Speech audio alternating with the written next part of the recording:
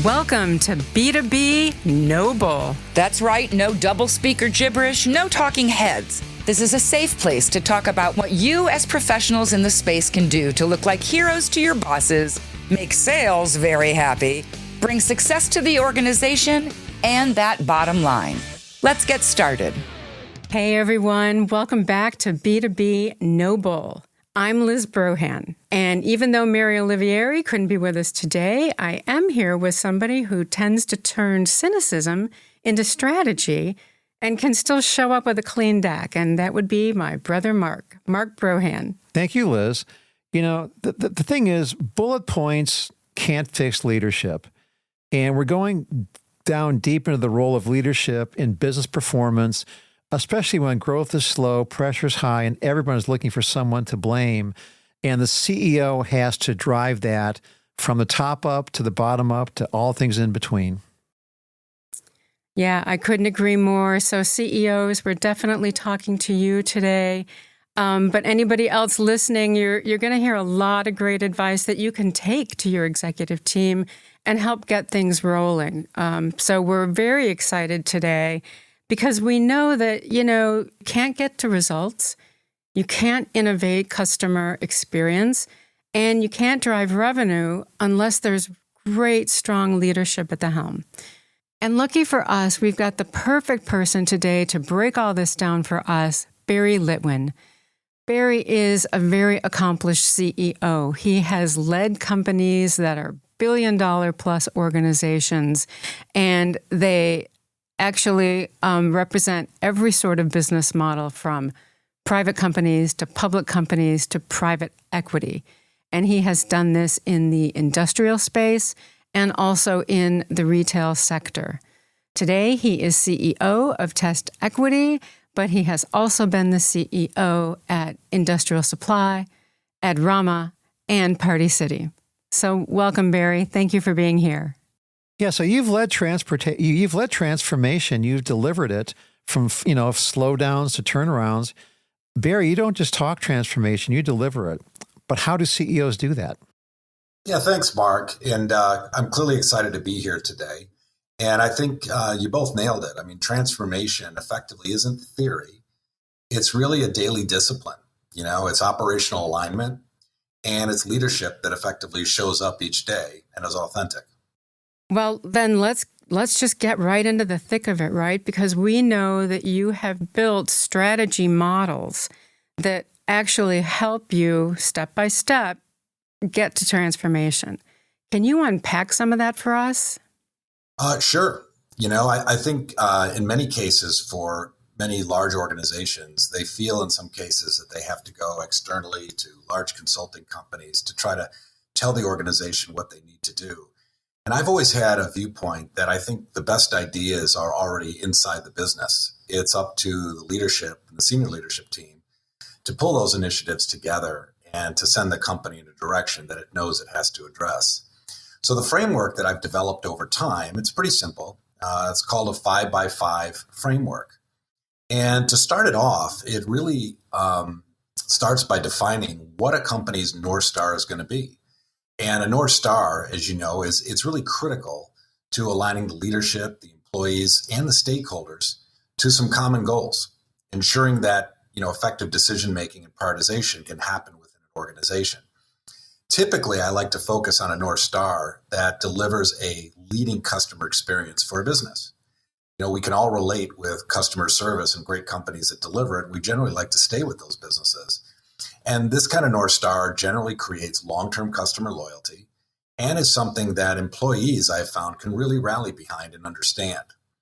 So the 5x5 framework really kind of structures strategy into 5 major pillars with actionable initiatives that the organization can understand. And the pillars themselves come from various inputs like board priorities. They come from insights from the executive team. They come from market research, and most of all, they come from the employees themselves, right? So another element to ensure that your 5x5 framework is addressing the needs of your most important constituents, and that's your customer. So it's important to incorporate kind of the voice of customer data also into the strategy to ensure that there's a focus on improving customer experience and delivering long-term value. So as it relates to the framework, right, you have, in a sense, 5 key pillars that help drive the framework. But under each one, you have to ensure that you're driving ruthless prioritization and ensuring that there are 5 key initiatives under each pillar. And it's important to limit it to that. I think each initiative has to have kind of clearly defined ownership. It has to have clear milestones, and it has to have strong financial outcomes. Effective prioritization in this way, it does help to kind of avoid what companies typically see as an overload of things to do and heavy and over prioritization. And it helps to ensure clarity, better execution in the company, and the right resource allocation so that we have enough people to do the work that we want them to. And of course, when you've got 5 initiatives, for each of the 5 pillars, that's effectively 25 initiatives that the company's focused on. You have to calculate what the return on investment is for each of those initiatives. And then once you have that, right, it becomes easier to be able to roll that into kind of a multi-year operating budget with strategies that everyone can understand and rolls up to the financial goals of what you're trying to achieve in the business. So that's in a nutshell kind of how it's structured. Well, it does sound like 5x5 is a great playbook, right? And it sounds to me like it would also work across almost any industry. Would you agree? Yes, I would say that it's absolutely scalable. And I've used it both in the consumer retail area as well as commercial distribution.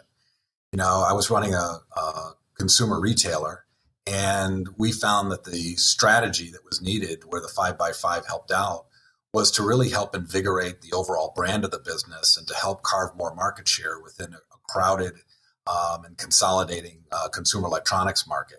Within an industrial retailer that I was leading, it was really about trying to expand our presence within a very fragmented industrial supplies market. And in another retailer where it was more of a turnaround scenario, it really meant fixing a lot of complexity across our finances, improving the customer trust that the business had all at one time. But the model effectively stayed the same. It set clear priorities, it created measurable outcomes, and it made sure that we had the resources that were aligned to the objectives that we wanted to deliver in the business. But this can't be easy to do. I mean, of course it's not easy to do because in some cases, it seems like these are more of a strategies with a logo slapped on it as opposed to something genuinely that must be done. Yeah, I would agree. I mean, strategy really isn't everything. There's one thing to have a plan, but it's all about execution. And that's where most companies break down. So they build a great plan and then all of a sudden something changes, right? And then the plan falls apart. Oops. So, yeah.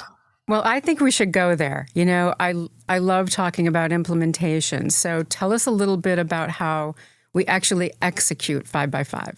There's been every leader kind of develops, whether it's at a CEO level or a department or division level, everyone develops a certain approach that they take to actually running the business. And I get asked this a lot, how do you actually run the business? And I think there's really, in my mind, I've kind of built kind of a 3-part operating system to really help drive better accountability and execution on the things that matter in the companies.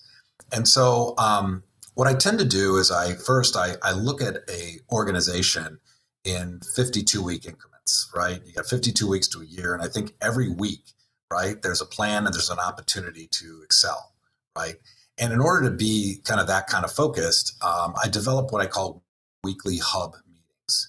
And these are what I call running the business meetings. So we'll take major areas of the company that are really important to focus on. So for example, you might have on a Monday, you might have a cross-functional meeting looking at sales and margin plans for the week.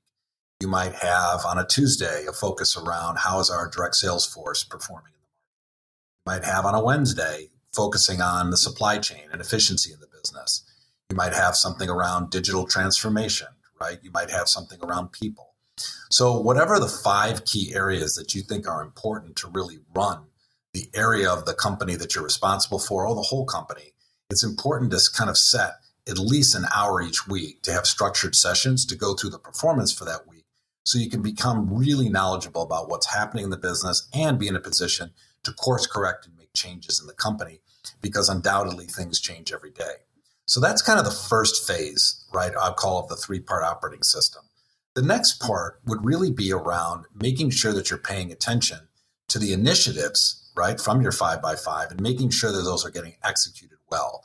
So you could have things like a software implementation, creating a new distribution center. You could be restructuring one group of the organization, et cetera. So it's important that within the same week, right, that you set at least an hour of time to have the key teams who are responsible for those initiatives coming to the table and reporting on progress and enabling the people around the table to help support and make changes as, you know, the initiatives change over time. So having the initiative reviewed every week is also very important. And then the third piece of the 3-part operating system is really the dialogue you have with your own leadership team. So from my standpoint, you know, the one-to-ones that I have with my direct reports each week, I already know what progress is happening in the business because I've got the hub meetings and I've got the initiative meetings. But what I want to have is real conversations, right, with my team, right, about what's working, what's blocking them, and how can I help in assisting them become more efficient. Those are great meetings to be able to establish trust, you know, with you and your direct reports, and enables you to kind of address issues that don't always come up in the group meetings on a regular basis. And I found that kind of rotation week to week is really important so that leaders feel connected and they feel that their opinions and things that they have that are challenges that I'm helping and assisting with. And that makes up really the three kind of streams of work in terms of what I call the 3-part operating system. 2 quick observations. It's intense, but not many of us know a CEO who isn't intense, so that's fine. But it's terribly human. I mean, it's lovely that it's so human, and we get the feeling that you and your executive team want to be in the trenches. And I think that is a huge component to leadership today. Yeah, I think that is the point. You know, I think you show up, you know, and you build trust by effectively being, you know, in front of your people on a consistent basis, right? I've always found, you know, people don't want or expect perfect leaders. They want leaders that are present. You know, they want leaders that are there for them in the times that they need the help, right? They don't necessarily need to be micromanaged, but they want to be able to have a sounding board that they can go to for real questions that they're facing on a regular basis. And they also want a sense of direction from their leadership, but they also want to work with somebody who's also can show a little empathy in the process as well. I'm going to throw a little Tom Cruise at you. It's pre-risky business, and it's not post-Mission Impossible. I love Jerry Maguire, you know, so I'm going to shift to show me the quan, you know, show me the money. In other words, my question is, when you're off plan and you're off track and you've got to monetize it and the board is getting, you know, kind of picky about how you do that, how do you get back on track without losing your mind or your team when the financial performance is simply not there? Yeah, I mean, and I don't think there's a leader that hasn't faced kind of the ebb and flows of business and financial performance. You know, there's a lot of factors that can kind of change the direction of your sales, of your margin, and things like that. So that's just a skill set that you have to build up. And one of the things that I kind of learned long ago is if the performance isn't great, you know, don't show up to the meeting without a clear plan of how you're going to get back to plan. And I've seen it fail at times where, you know, folks have been in the room and they've said, how are we going to get out of this mess? And before you know it, they'll say, well, we're going to have to go back to the drawing board and figure out a plan, when actually they should have had it the day they showed up. So I think what I use is what I call a clawback plan. And it's really not about panicking. It's really about process, you know, and if you think back to the hub meetings that, you know, are hosted each week, that's giving you kind of a real-time insight in terms of what's happening. So by the close of the week, you should have a pretty good idea of kind of what's affecting the business. The key is that each week you've got to be able to identify what the gaps in the performance were. So in a clawback plan, you're looking at kind of your delta between your budget, your margin, your EBITDA performance, right? And you're trying to understand what's driving that gap. And then as a team, you're going ahead and identifying areas that you can kind of fix or try to course correct to get yourself back to plan, so that effectively you could either reforecast or give a projection of where you think the business is going to going based on real numbers and not effectively wishful thinking. It is important to have kind of a framework plan in real time, which I do each week, and being able to work with the team to look at the clawback plan and what things have worked in it, what things haven't. It could be, hey, we had to change price this week. It could be that we didn't get the cost reductions out that we expected. We didn't see the volume drivers affect our business as much as we did. For example, we might have, increased the sales force over time and not seeing the incremental sales, or we may have expanded our store count, not seeing the sales. So whatever is driving the business, it's important for the team to come up with that and to build it into a waterfall that kind of shows, here's where we're supposed to be, here's where we are, and here's kind of the actions we're taking to get back. And I think if you can have that as kind of a weekly type of document that you guys keep up as a team, you can become much more knowledgeable and much more agile in fixing the issues. And I think it's all about, kind of reviewing progress every single week. And it gets away from the finger pointing, and it really just kind of focuses the team around accountability and making the adjustments needed to win. Yeah, I would agree with all of that. It's definitely demonstrating financial agility almost on a weekly basis or in real time, if you will. But it also does implement kind of radical ownership of everybody on the team, which I think people appreciate. Yeah, exactly. I mean, you can't wait until the quarter's over to effectively course correct, right? You need to establish a rhythm in the business that allows the company to kind of pivot in a real-time basis over time. Mark was asking a little bit ago about showing the money. So let's talk about, some of the big stakes that are involved in, running a company. There's always big investment that people are going to come to you and try to demonstrate need for. So tell us a little bit about, how you go about looking at new technology, new markets, new innovations. How does that set up with you? Yeah, so that if you think back to the 5x5 framework, when you have, 5 initiatives under each pillar, right? That's 25 initiatives. So you got to make sure all of that goes right? Whether those are destined to complete within the year or 2 years or whatever you guys set. So I think there's some basic tenets that are really important for effective initiative management to make sure things are moving along in the right direction. First, and is having executive sponsorship for each of these initiatives. So having a senior leader, right, that not just in title, but in terms of time and attention they're placing to the initiative, it has to be critical to their job and their performance objectives, that there is somebody there that's kind of the overarching leader of that business and that initiative. And the lead they have to be visible, they have to be empowered, to be able to make decisions along the way as the initiative is moving out. The other thing that's important is to have a clear charter, for the initiative. Let's define up front what success might be. This could be something like implementing a new piece of software. It could be creating a new distribution center, right? It could be implementing a brand new product line for the organization, right? So you want to define what success looks like up front, right? And you also want to define when the different stages of actions are going to happen and how you're going to measure it, right, as a team. And that's really important. So that's establishing kind of the clear charter. And then you get into a little bit of the rhythm around setting up the weekly project reviews, for the initiative. And as I mentioned in the operating meeting that I set up, I'm actually involved in most of the key initiative meetings on a week-to-week basis, so that I can keep myself up to speed on what's happening and to help be able to make decisions that maybe the other team can't at one point. So the weekly project reviews are really critical, and that's where you're tracking the milestones. You're looking at impacts, to an initiative happening.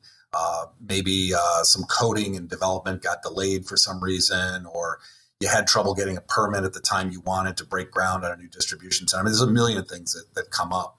So you've got to be able to be on top of it every week to make sure that you can adjust without losing steam. So effectively, it's the executive sponsorship, it's having a clear charter, and it's having a weekly project review. And those are all really important to being able to drive initiatives. I had recently, one of our big initiatives at the last business I was at, we were implementing Salesforce CRM, throughout the organization. And it wasn't just domestic, it was a global implementation. So there was a big bet being placed on it. And I think because we had the structure, we had the sponsorship and a sense of urgency with the team, we got the implementation done within 6 months, and it was on budget and it had a schedule. But let me tell you, there's also been plenty of failures along the way as well. So I've had a few that have gone wrong, and effectively you start to learn from those and apply those into the next initiative you have, so you make sure that the next one goes off without a hitch. See, I'm really fascinated about this stuff, and having looked at as a business journalist for 30 plus years in a lot of organizations, speed and structure is a very rare combination, I think, in a lot of organizations. Yeah. I think you're right, Mark. It's really what I kind of call leadership oxygen, right? And without it, the big bets effectively can suffocate under the day-to-day chaos if you don't have the process and the structure. So depending on the culture of the organization and the people and the talent within the organization, when you build an organization with people that kind of get into this kind of rhythm, you start to move very fast. And we all know that, moving fast in an organization and moving with quality is a competitive advantage and can help you drive significant market share before your competitors get a chance to even catch up. Well, I got to be honest, another component of that oxygen in moving fast is the ability to communicate clearly. Can you talk to us a little bit about how you keep everybody on the same page and moving in the right direction, or just informed? Yeah, this is one of the most important parts to being able to create what I call a highly engaged organization, where people feel informed, they're getting examples of what's working and what isn't working, and they're kind of able to see the score of the game as it's going inning by inning. So what you need is really a communication cadence in the organization that's very deliberate and not reactive. And it takes time, whether you're a department leader, divisional leader, or a CEO, you have to sit down and plan out the course of communications and how that's going to cascade through the organization. And when you implement that play for communication, it really starts to work over time. And you'll start to find that people start to understand the strategy. They can understand the initiatives. They know what's important. So there's a series of things that are really critical to communicating. Clearly, at a CEO level, it's structuring board updates. That's really important to make sure that your board stakeholders are clearly aware of, where you're winning in the business, where you're losing, and how you're kind of solving for that gap, right? So that's really important.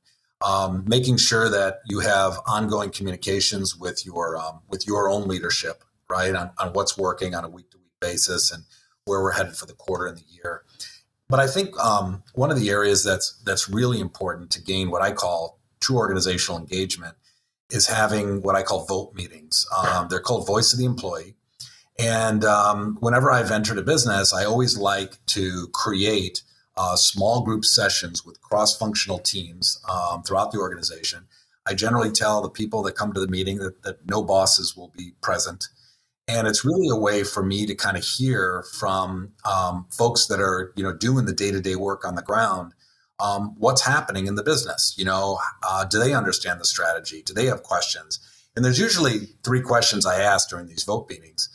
It comes down to what's working for us in the company, what's not working for us in the company, and what can I do or the leadership do to make your job more efficient every day? And usually they just center around those 3 questions, and you get a boatload of information coming back.